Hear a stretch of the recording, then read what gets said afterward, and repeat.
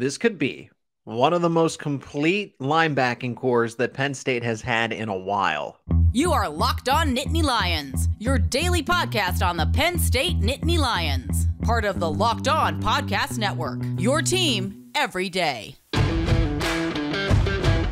Thanks for making Locked On Nittany Lions your first listen every day. We are free and available wherever you get your podcasts, and today's episode is sponsored by FanDuel Sportsbook, the official sportsbook of Locked On. Make every moment more with FanDuel. Visit FanDuel.com/LockedOn today to get started. That is FanDuel.com/LockedOn. My name is Zach Seyko, your host of Locked On Nittany Lions. It is the linebacker preview, one of the better position groups on this team. And I'm going to have an episode coming up where I'm going to rank all the position groups. I thought it was appropriate to preview all of them first individually and then rank them from best to worst. Well, I wouldn't say the weakest link of the group. But Penn State's really doesn't have that many holes this season, as we've seen through other position groups. But the linebacking core is going to be one of the better ones on the team. So we're going to go through everything from Manny Diaz to start with, all the way down to the freshman.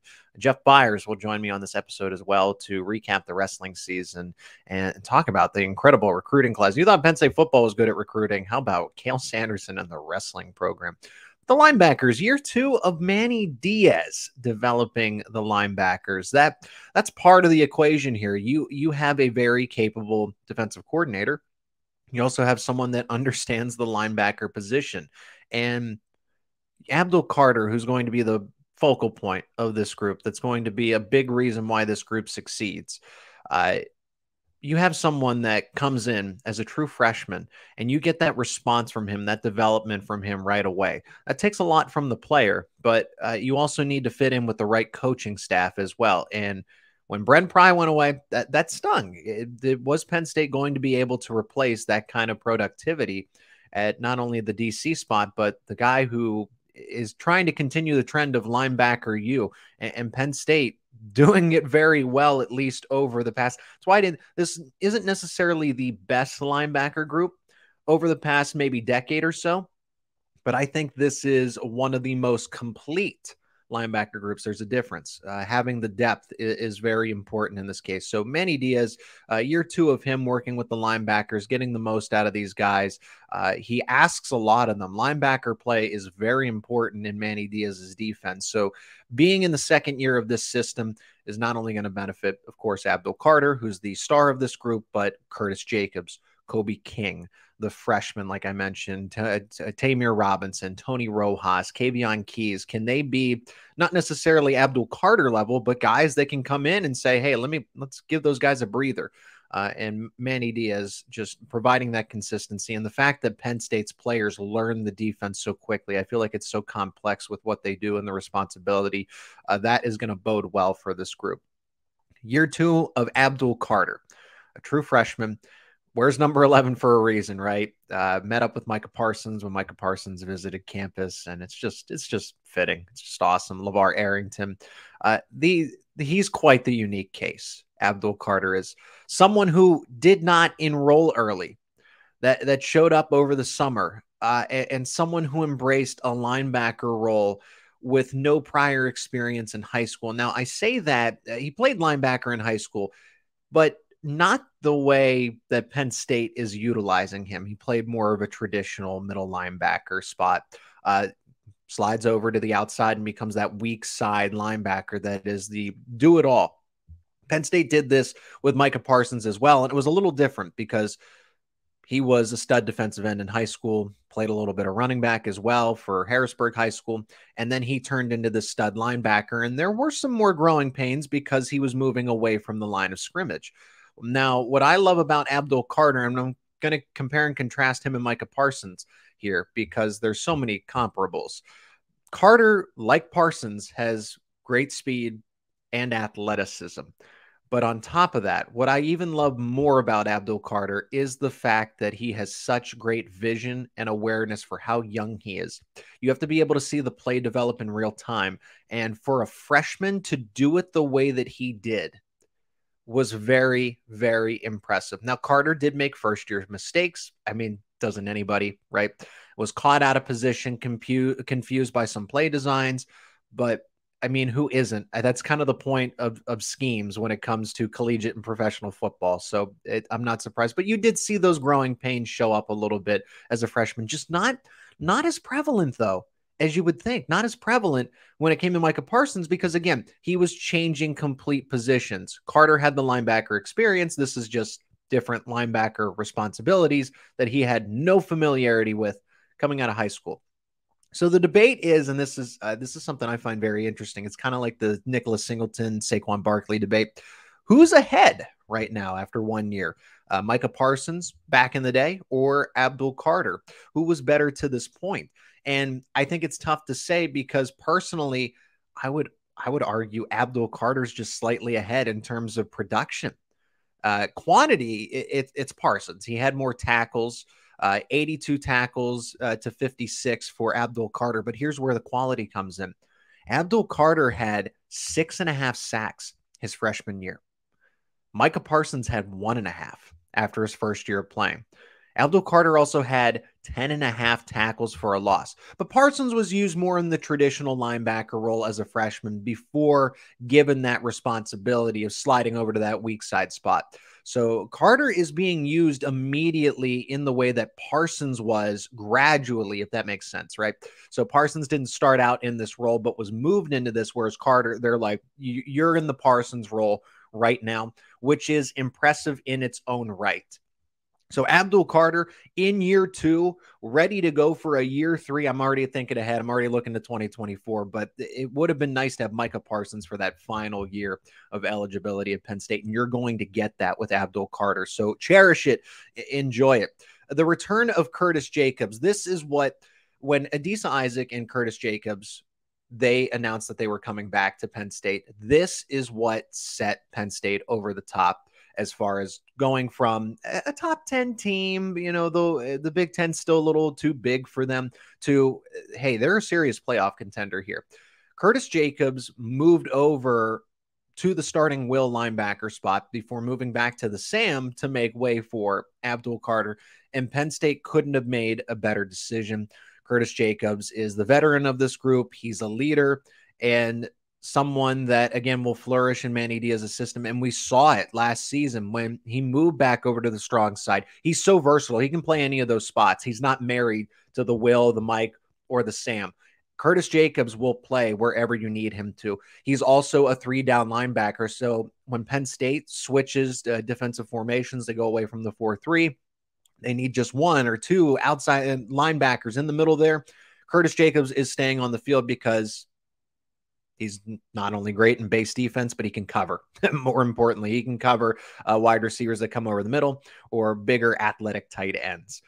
So Penn State getting a huge break by getting Curtis Jacobs back, because if he did happen to move on to the NFL draft, I would have said that linebacker becomes a need in the transfer portal. Something else that is key for the linebackers in 2023 is the breakout of Kobe King, the official breakout, the true Mike linebacker in this case. He is, now I just got done saying Curtis Jacobs isn't married to one linebacker spot. In the case of Kobe King, he actually is. He's a traditional Mike linebacker. He's in the middle. He's not moving. That's his comfort zone. Great combination of athleticism, size, and speed, kind of Carter and Jacobs. And that's the point here. When these 3 guys are on the field together, or any 2 of them, whatever formation they're in, a 3-2-6, a 4-3, whatever combination you're going to have, you are not missing a beat because they all possess similar traits: the vision, the size, the ability. They're not boxed in. They're not one-dimensional linebackers. And that's the best part about this, is that any of them can just, any pairing, any combination of them will continue to have that edge for Penn State defensively. And Kobe King, a little slow to start because he wasn't the starting linebacker. It was Tyler Elsdon, who we'll get to as a depth piece now. But he started to come into his own at the end of the season. He was the player of the game, arguably, by anybody, but the Penn State broadcast team of Steve Jones and Jack Ham nominated Kobe King as the defensive player of the game, and it showed. And he just began to fly around the field. He knew instinctively where to go. And the learning curve for Kobe King was just understanding some formations and dissecting some things. But now that the game slowed down for him a little bit, he's speeding up. So those three on the field together are going to be a dangerous combo for opponents. And I don't feel bad. The important depth pieces for Penn State. And then this is good because Penn State really didn't lose a lot. Just Jonathan Sutherland, and Jonathan Sutherland is one heck of a leader. He is a guy that grinds in the film room. He's smart, intelligent, and he's going to make his way in the NFL as a special teamer. But that is the only piece that they're losing. The group is getting back Tyler Elsdon.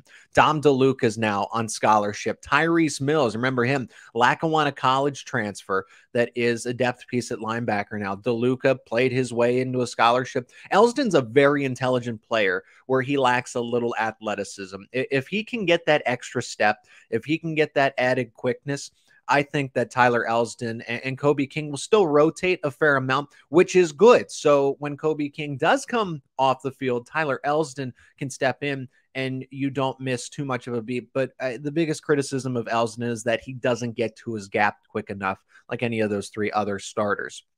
And then there are the freshmen, Tony Rojas, Tamir Robinson, Kavion Keys. I like all three of them. They have insane potential. I think Tony Rojas, he's backing up that will linebacker spot. He's going to be a backup to Abdul Carter. And I really like him and Robinson. These guys enrolled early. Kavion Keys is going to come over the summer. And Kavion Keys was a late get, but really boosted this linebacker group from the class of 2023. I've already heard good things about Rojas and Robinson who are on campus. They're gamers. They're hard workers. They fit this Penn State brand, this family type, this hard work ethic that James Franklin is really established in Happy Valley. So for those guys to come in to continue that and to continue to build up linebacker U, which everyone thought ended with the Joe Paterno era, but it didn't. I think that James Franklin is doing it justice very much so here as we are in 2023. As Locked On Nittany Lions, that is the linebacker preview. Jeff Byers joins me on the show next to talk about the incredible recruiting class that Penn State Wrestling has put together for 2024 and just the way that they dominated and finished this regular season and how it sets up for the postseason here. It is Locked On Nittany Lions. Today's episode is sponsored by FanDuel. The midway point of the NBA season is here, and now is the perfect time to download FanDuel, America's #1 sportsbook, because new customers get a no-sweat first bet up to $1,000. That's bonus bets back if your first bet doesn't win. Just download the FanDuel Sportsbook app. It's safe, secure, super easy to use. Then you can bet on everything from your favorite bets in the NBA, which could be from the core markets, spread, money line, total, player props, points, rebounds, assists, etc. And so many other exclusive bets like the 2x3, 2 3-pointers scored in the first 3 minutes. Plus, FanDuel even lets you combine your bets for a chance at a bigger payout with a same game parlay. So don't miss your chance to get your no sweat first bet up to $1,000 in bonus bets when you go to FanDuel.com/lockedon. That is FanDuel.com/lockedon to learn more. Make every moment more with FanDuel, an official sports betting partner of the NBA. Thanks again for making Locked On Nittany Lions your first listen and watch every single day. Make sure you check out Locked On College Basketball, everything you need to know about college basketball in one place. Plus, you get to hear from big name experts, insiders, players, and coaches. That is Locked On College Basketball, available on YouTube and wherever you get your podcasts. Joining me now on Locked On Nittany Lions is Jeff Ironhead Byers, the voice of Penn State Wrestling, finishing an undefeated regular season, undefeated overall, undefeated in the Big Ten. Senior Day was very kind to the Nittany Lions against Clarion, and Penn State's got a lot to look forward to, not only with the Big Ten tournament and the NCAA tournament coming up, but in recruiting as well. So, Jeff, it's great to have you back on to talk about all of that here. Yeah, and nice to be here, and this is definitely the time of the year where things get revved up a couple of notches, and for those of us that are college wrestling fans, this is our Christmas coming up here in March. It's always a special time to be able to kind of obviously see the best that the sport has to offer right now, but you always enjoy hearing and swapping stories about tournaments past, with a lot of the old timers that still make it out to the NCAA tournament. the real March Madness, if you will. Well, for Penn State anyway, because they're really good at wrestling and men's basketball, it is on the rise, but they don't typically get to participate in the NCAA tournament, not like wrestling does anyway. For sure. Yeah, hopefully this year they can finish strongly here and get into the big dance. Well, yeah, for men's basketball and wrestling, we're hoping that they can crown not only a bunch of champions, but at least get All-Americans as well at the very minimum for some of those younger guys. Jeff, before we get to wrestling, I just want your opinion on one thing about Penn State football, and that's just kind of taking a survey here. The best position group on the team returning for 2023. I've heard running backs. I've heard offensive line. I've heard the potential of Drew Aller alone is good enough to qualify the quarterback room. So, and it could be anybody on defense as well. The linebackers with Abdul Carter, the secondary with Kalen King and Storm Duck coming out of the transfer portal. So in your opinion, who has the best position group for Penn State in 2023? Well, let me first say that I love the fact that the offensive line, when's the last time the offensive line was even considered, or you heard anybody thinking about that as being the best position group? And I do think with what they have coming back, that is a group that would be in strong contention. I have a heart, and I think the secondary, might not be quite as strong as it was a year ago, but depth-wise, it might be every bit as strong. And by the end of the year, it still may be the group that is the strongest overall. But going into it, I don't know how you couldn't take that running back room. I mean, both of the returning freshmen now to be sophomores are just such big time talents. I don't know. I think it's a really good situation that it is, I think, very debatable. The debate, probably between 5 or 6 of the groups. But yeah, if you pin me down right now, I would lean running backs. Both just with the top end proven performance, and I just think that that group is still pretty deep. Although that is a group where we've seen depth be tested before. You can never be too deep at quarterback or running back, and that probably goes for all of the positions actually as well. But you get a couple of injuries, and all of a sudden, that position that you think is really deep becomes pretty thin pretty quick. But I would go with the running back core, but I certainly can see where the secondary for me would probably be a close second. And I do like this offensive line. I do think that it's a group that is worthy of consideration as that top position group coming back for Penn State. But again, with Allen and Singleton leading the way, I have a hard time going away from that running back core. Fair enough. I mean, not other than Drew Aller getting some consideration, you don't have one position group with 2 Heisman candidates, if you will, or running back content for the top running back spot in Singleton and Allen. So definitely, I mean, the offensive line, it's getting respect, but they, other than Olu Fashanu being a top 5, top 10 NFL draft pick potentially, you don't have 2 guys in the same room that are top contenders for this prestigious award like you do with Singleton and Allen. So chalk one up for the running back room there. So for Penn State wrestling, undefeated. They defeated Clarion on Sunday, 40-6 this past Sunday. And now they're looking forward to the Big Ten tournament. So there's a little bit of a downtime, not necessarily just because they don't have another dual meet, but this is the chance for them now to solely focus on the Big Ten tournament, get guys to the NCAA tournament, and claim not only a team Big Ten championship, which they didn't achieve last year because Michigan won the points, even though Penn State had more individual champions at the end of the day. But from where we thought this team would be, exactly, number 1, undefeated and everything, did they by chance happen to surpass expectations because of what we've seen from Levi Haynes or the continued dominance of Aaron Brooks, Carter Starachi, Roman Bravo Young, and then the emergence of an Alex Facundo who was supposed to be a top 15, and now we've seen him around the conversation of the top 5, and same with Bo Bartlett. So my opinion, I think they have believe it or not, surpassed expectations.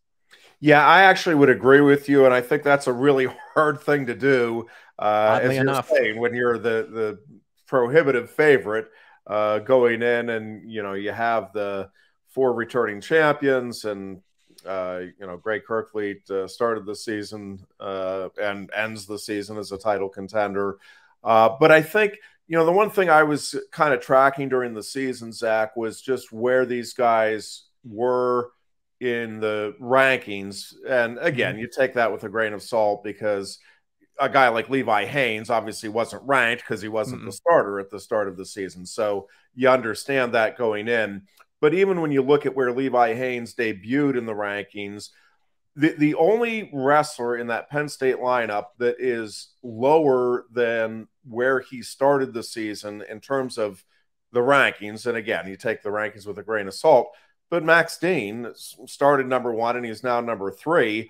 But there isn't a person in the country that doesn't consider him a national title contender. I think 197 is one of 3 weight classes that are just going to be wildly entertaining in terms of actually both Big Tens and nationals, in terms of I think fans will have more individuals that they think are going to win at those 3 weight classes, more different projected champions from the fans than any other weight class, and maybe than any we've had in a while. Again, those 3 to me are just so wide open. But when you look at Penn State, again, Bo Bartlett is substantially higher than he started the season. Yep. Obviously Roman, Aaron, and Carter are where they started the season. Again, Max Dean is 2 spots below. Greg Kirkfleet is where he started the season.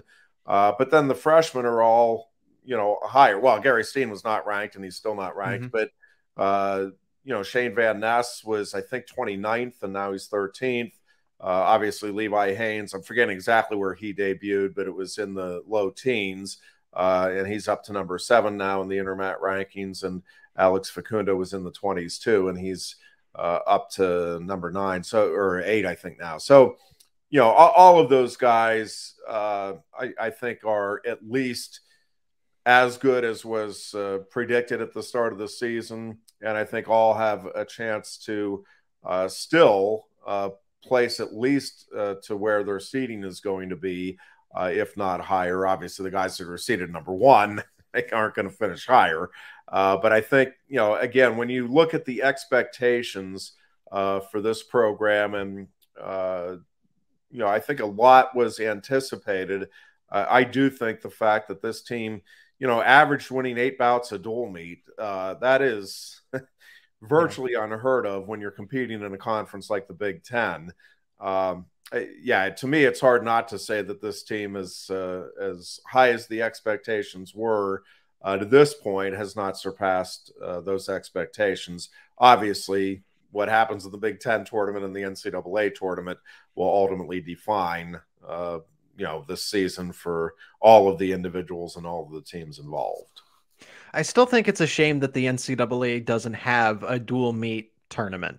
PIAA does it for the state of Pennsylvania, where they have all the schools wrestle until there's a crown champion. So I really don't think it does it justice that Penn State doesn't get a chance to wrestle a winner-take-all type of match, again, a dual meet against an Iowa, a Michigan. Now, I think Penn State would win, but it'd be wildly entertaining. It would. It's a tricky thing right now in college wrestling, and I'm not going to say it's not doable, but the way the schedule works right now, they used to have the national duels that kind of second week of January, or right in there, second or third week of January. Sure. And it was not an official national championship, but it was, I think most college wrestling fans recognized the winner of that event as the dual champion of the season. And it did not take away. I think, if anything, it added to the anticipation for the postseason. The issue right now is with the conferences, and the Big Ten in particular, having its conference scheduling now where it takes up most of January and February. Again, you'd have to rework the way the conference scheduling works. The other thing that I think is causing hesitation for at least some in the coaching community is that you have the conference tournaments, which you obviously try to get up for and peak for, and then the NCAAs, which you are trying to peak ultimately for. But then shortly after that, a lot of these guys now are competing in the freestyle circuit, and you'll have the national championship for freestyle, and then the team trials for the world or the Olympic teams, depending on the year, and you roll right into that.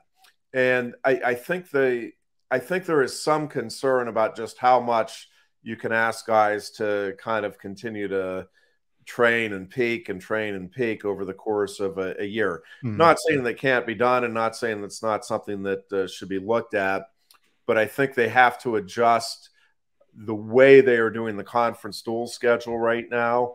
And I don't think it would work the way the PIAA does it right now, where you have kind of the team duels and then the conference, in the high school case, it would be, districts and sectionals and states. And I just think that, again, there's a limit to what I think some of these coaches are wanting to put their kids through, because it's a grueling sport. It is mentally and physically as demanding as any sport that there is. And I think it's just tricky trying to figure out the timing and the scheduling of it more than anything else. But I do think it would be fun, and it was fun. I mean, the national team duels, that they had in the 90s, I think was kind of the heyday of it. It was a great event, and it was an event that I think most wrestlers, coaches, and fans very much looked forward to. Jeff, look towards the distant future, because Penn State has to build for that as well. Recruiting classes are just as important as they are in football, basketball, here in wrestling, as Cael Sanderson's just on fire. And we'll save the Big Ten tournament preview for next week for folks that are here. Well, why aren't you getting into that? No, we'll save that. We'll get to that in the NCAA tournament when it rolls around. That deserves a lot more devoted time. But like I said, Penn State absolutely on fire. Clear-cut #1 class for 2024 after getting the two brothers that are from Wisconsin, Cole and Connor Mirasola. Both those guys, one listed, Connor's listed at 182 and Cole is listed at 195. And according to Flow Wrestling, Connor is ranked number 11 overall. So that's every single weight, every single wrestler in 2024. He's ranked 11th. And then Cole is number 21. So you're getting two top 25 overall recruits on top of what you already have in the number 3 overall recruit in Joe Seeley, in the number 6 overall recruit in Zach Ryder, and then the number 7 overall recruit in Mason Gibson. And you're getting Mason's brother on top of that as well. So how did this all come together? Well, I think there's a couple of things in play, and Cael Sanderson and this staff does a lot of things exceptionally well. But one of the things, because I'll have fans sometimes ask me, they're not getting this guy or that guy in a given year. And the thing that I think this staff, and all staffs are trying to do this, I just think Cael and Cody and Casey do it better than anybody else in the country, is looking at the 4 or 5 year block of time. And each year they're doing that, and they're trying to figure out, okay, and it's obviously it's an inexact science, but I think these guys have come as close to perfecting it as maybe anybody ever has, or any group ever has. What you're trying to do is, because you only have 9.9 scholarships. Okay, so like football, you're trying to get a quarterback every year. You're trying to get 3-4 offensive linemen every year. In wrestling, you would love to do that. You'd love to get a top recruit at every weight class every year. It's just with 9.9 scholarships, it's not going to happen. So what you're trying to do is look over a 4 or 5 year period and dial in on who you think out of a 4 or 5 year recruiting cycle class, you think, okay, yep, this guy could be the best of the best. So, we know that, it's this top guy might be coming out in the class of 2022, but this guy that's coming out in 2024, we think that's the guy that's going to knock off anybody else from the 2 previous years and the 2 successive years. And again, it's a really hard thing to do, right? To pass on some guys that may want to come in because, listen, we got to save that scholarship money because we think we can get the guy that we think is going to be the ultimate during the course of his 4 or 5 year run. And it is a really difficult thing to do because you're also trying to project weight classes. Right. And if you miss on a weight class and you end up with 2, and it could happen. I mean, there's some concern that they're, and I use concern in air quotes here, but that they are going to have too many in those middle weights and that there's going to be an odd man out somewhere there. And that may be, and, at some point somebody may transfer. And, we saw it with a situation like Michael Beard and Max Dean at 197. You have, Beard now is ranked 2nd in the country and Dean is ranked 3rd. Well, they were both in the same room and they both had a couple of years of eligibility remaining. You understand why they, Beard transferred. He's like, hey, I think I could be a national champion and I can't crack the starting lineup here. So you may end up with another situation like that down the road. And, again, that's a pretty nice problem to have in your room. But I do think that, this class of 24 is a class that Penn State was looking at as being a real opportunity to bring in guys that can be the type of impact that a Levi Haynes and an Alex Facundo and a Shane Van Ness have been this year, and that over the last few years, guys like Aaron Brooks and Carter Starace. And again, it is a really hard thing to consistently find the guys that are going to be able to make that transition from the high school level to the collegiate level at the highest end successfully. And it's, again, one of the things that this staff does, better than anybody in the country right now, and arguably better than anybody ever has in the sport. Yeah, that's definitely the case. I'd say you have to be very precise with it. With football, you can have some players that, you didn't project right. But as you mentioned, the 9.9 scholarships, that's very tough to do. And Cael and company do it best. Just like yourself, the voice of Penn State wrestling, Jeff Ironhead Byers joining me here. Zach Seyko on Locked On Nittany Lions. Jeff, I can't wait for our next conversation because we get to start and get into the Big Ten tournament, project some winners, some tough competitions, the highlighted, super studded matchups. I'm all eager to have that conversation next week. Yep, look forward to it. That tournament is, as it always is, I guess, but it is going to be just a wild one this year with a lot of different scenarios that could play out. Thanks for the time again, as always, Jeff. I appreciate it. Thank you, Zach. And thanks again for making Locked On Nittany Lions your first listen and watch every single day. Make sure you check out Locked On College Basketball as March Madness quickly approaches. Locked On College Basketball, everything you need to know about college basketball in one place. Plus, you get to hear from big-name experts, insiders, players, and coaches. That is Locked On College Basketball, available on YouTube and wherever you get your podcasts. Subscribe to the YouTube channel if you haven't already. Leave a comment, a question about the team, a position group, a player specifically, and I'll be able to answer it. Still got the secondary to go, one of the better position groups on the team, so I'm excited for that episode, along with the special teams that frankly do have a few question marks around them. So it'll all be right here on Locked On Nittany Lions. Plus, we're going to have some more live episodes as men's basketball is pushing for that bubble spot. They are pushing to get into the NCAA tournament after the win over Ohio State. So keep it all right here on Locked On Nittany Lions.